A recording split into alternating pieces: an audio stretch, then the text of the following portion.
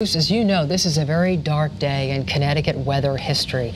Today marks the 40th anniversary of the Windsor Locks tornado, one of the state's worst storms. Bruce Priest visited with two people who remember that awful day, and Bruce, people still talk about it when I They go to do. Windsor 40 Locks. years later, it's not forgotten. I recently met with a man, I should say, who survived the tornado and a woman who lost her husband. I'm going to share those stories with you in a moment, but first I want to take you back 4 decades and show you just how bad that day really was.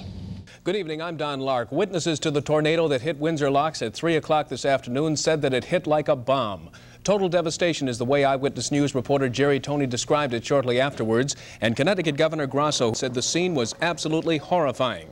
You are watching the destruction in footage from the Sky 3 helicopter, shot before Sky 3 went out of service for us and began airlifting storm victims to area hospitals. And there were many victims in need of help. 500 people were injured, and sadly, 3 lives were lost. To this day, it is considered one of the costliest tornadoes to hit the United States, and you could see why. Homes and businesses completely leveled. Vintage aircraft at the Bradley Air Museum destroyed.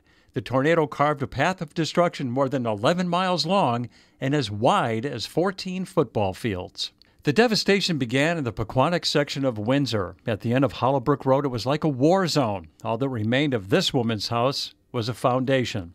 In a neighborhood reduced to ruins, there were stories of survival. I had my daughter and my son in the car, and I said, lay down, put your heads down, and they kept screaming. And then I saw things just blowing all over the place. Thank God everybody's alive. 40 years later, on a much quieter day, I visited the same neighborhood. That's where I met with T.J. BARRESI, a tornado survivor. He walked the steps he took when he was only 13 years old and on his way home from school. Little did we know, in a few minutes we were going to be walking ourselves right into the path of a tornado. It was further down the road when things got really bad. The intensity just got so bad that I couldn't walk or go any further, so I made my way over to here, grabbed onto this railing right here, got down, hung on just like this, and prayed.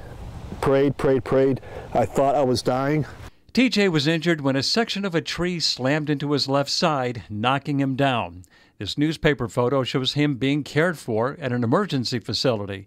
But he survived, and so did all of his friends who were caught in the tornado. And we still reminisce about it every year, every October 3rd. It is a much sadder story for Sue Kitchen. Her husband, William Kowalski, was killed when he was at work on a construction site. He said, I'm afraid he's not coming home, and I don't really recall what happened after that. I met with Sue at the Pequannock School, where there's a rock engraved with the names of those who died that day. William was trying to protect his co-workers when they sought shelter in a truck. That's when a 2x4 was hurled through the window like a missile, killing William. He was survived by his wife and his daughter Michelle, who you could see in this holiday photo that was taken more than 4 decades ago. Well, Connecticut averages 1 or 2 tornadoes a year, but an F4 is rare, and you don't certainly expect one in October. However, as you saw, it can happen. And you know the strange thing, 1 week after that tornado, the same location had the earliest measurable snowfall on record. Oh my goodness! But it was quite a week. You see the trauma though that remains. It still remains with later. them. It still remains with them. And you know, I was a forecaster of about 1 year when that tornado struck, and I really sort of forgot how bad it was until I saw that video from Eyewitness News at 11, 40 years ago with Don Lark. Yeah. Wow. Well, we're blessed to have the technology that we have today, because that does allow us to see these things and give you more warning. We have our own live, powerful early warning pinpoint Doppler right here in the state of Connecticut. We have social media. We have our Channel 3 app. So detecting tornadoes before they strike is key, and also getting the word out as fast as we can. So the technology, much better today, and it saves lives. Was there any warning at all?